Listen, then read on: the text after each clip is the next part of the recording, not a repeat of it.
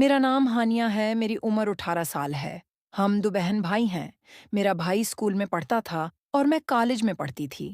मैं जो इन हो रही थी, मेरे जिस्म में तब्दीलियां रौनमा हो रही थी। मेरा अगला सामान बहुत तेजी से बड़ा हो रहा। थावर नीचे के भी हालात बिल्कुल ऐसे ही थे। खैर, कॉलेज के पहले 2 हफ्ते तो मुझे ये सब कुछ हो रहा था, बहुत अजीब लगा। फिर कुछ दिनों बाद सब कुछ सही हो गया। खैर, मैंने ये सब किसी को नहीं बता, या ना घर में और न कॉलेज में किसी जरा के साथ इस बारे में बात की। मेरी दोस्ती क्लास की शरारती लड़कियों के साथ हो चुकी थी, लेकिन मैंने उनको इस बारे में कुछ नहीं बता। या आखिरकार मैंने हिम्मत की और उनसे पूछ लिया कि ये सब मेरे साथ हैं, क्या हो रहा है। तो वो नहीं पड़ी और कहने लगी, अरे बेवकूफ़, ये तो सबके के साथ होता है। मैंने कहा, अच्छा। मैंने पूछा, ये क्यों होता है? तो वो कहने लगी, तुम्हें नहीं पता।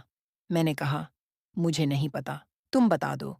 तो उसने कहा, कहा अब तुम बालग हो गई हो, तुम्हें नोट किया हुआ होगा कि तुम्हारा सामान बहुत बड़ा हो गया है। मैंने शर्मा कर कहा, हाँ, ऐसा ही है मेरी दोस्ती, क्योंकि उनसे काफी गहरी हो चुकी थी।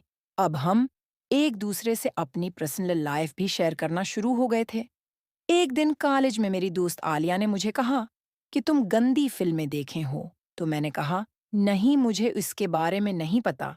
तो कहने लगी, कुछ तुम्हें दिखाऊंगी। मैंने भी कहा, ठीक है। शाम को वो मेरे घर आई। इसने मेरी मामा को कहा, इंटी, मैंने उसिया के साथ कॉलेज का काम करना है। तो मेरी अम्मी ने उसको मेरे कमरे में भेज दिया। इसने दरवाजे खल्लाक लगा या और कहने लगी, आ जाओ तुम्हें फिल्म दिखाऊं। उसके पास बैठ गई। इसने मोबाइल पर गंदी फिल्म चलाई ही। फिल्म चली तो मैं हैरान हो गई, क्योंकि फिल्म में गैर अखलाकी चीजें थी। मैंने उसे मना किया कि ये क्या दिखा रही हो। तो वो कहने लगी, अरे देखो तो सही, बहुत मजा आएगा। ठीक 10 मिनट बाद वाकई मुझे मजा आना शुरू हो गया। फिर उसने मुझे बताया कि ये सब कुछ किया होता है। अब मुझे ये फिल्में देखने की आदत हो गई थी और मेरे अंदर ख्वाहिशात पैदा होना शुरू हो गई। आलिया का बवाए फ्रेंड था, तो वो एक दूसरे के साथ हार हिफ्ते ही सब कुछ, लेकिन मेरा कोई बॉयफ्रेंड नहीं था जो मेरे साथ ये सब कुछ। आहिस्ता आहिस्ता मैंने खुद को परसुकून करना शुरू कर दिया। अपनी इंगलियों से गंती लगाकर परसुकून हो जाया करती और दिल में ये ख्वाहिश थी कि कब मैं हकीकत में ये सब कुछ करूं। आखिरकार कॉलेज का पहला साल गुजर गया। हमें सर्दियों की छुट्टियों हुई। मैं घर पर फरी थी, तो मैंने इरादा किया अपने मामों के घर कुछ दिन गुजारूं। मैंने अम्मी जान से इजाजत ली और अपने मामू के घर के लिए रवाना हो गई। मेरे मामू एक डॉक्टर थे। उनके 3 बेटे थे। तीनों ही मुझसे उम्र में बड़े थे। मुम्मा के घर पहुंची तो मेरी बहुत मेहमान नवाजी हुई है। ममानी मेरे साथ रात गए, बातें करती रही। अगले दिन मैं ममानी के साथ बाजार गई। हमने सारा घर ये सामान खरीदा। पर शाम को मैं वापस अगई में बहुत थक चुकी थी। शाम को खाना खाने के बाद मैं अपने कमरे में चली गई। रात के 12 बजे मुझे फिल्म देखने की तलब हुई, तो मैंने चुपके से अपना फोन निकाला और वीडियो देखना शुरू हो गई।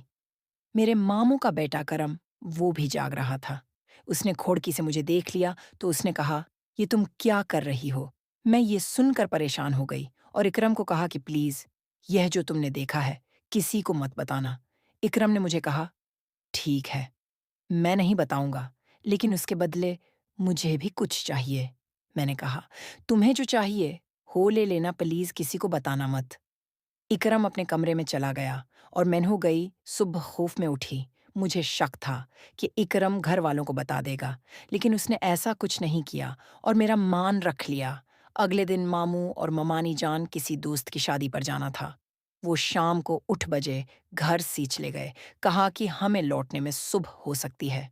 मामू का छोटा बेटा शादी पर साथ ही गया। बस इकरम और असगर घर पर थे। हम तीनों कजन लोडू खेलने लग गए। तकरीबन 1 घंटा हमने लॉडू खेली। उसके बाद असगर अपने कमरे में चला गया। मुझे प्यास लग रही है तो मैं उठी और किचन में पानी लेने के लिए गई। मैं किचन में पहुंची हूं तो पीछे से इकरम दब्बे पाऊं अय्या और मुझे किसके गले लगा लिया। मैंने कहा, करूं? एक ऐसी हरकत है, अगर मैं जोर से करवाते हुए कहा, आपने ही तो कहा था जो चाहो मांग लो। मैं उसका इरादा समझ गई। मैंने कहा, करना ये नहीं हो सकता, लेकिन इकरम मानने को तैयार नहीं था। अब इकरम का मुझे साफ तौर पर अपने साथ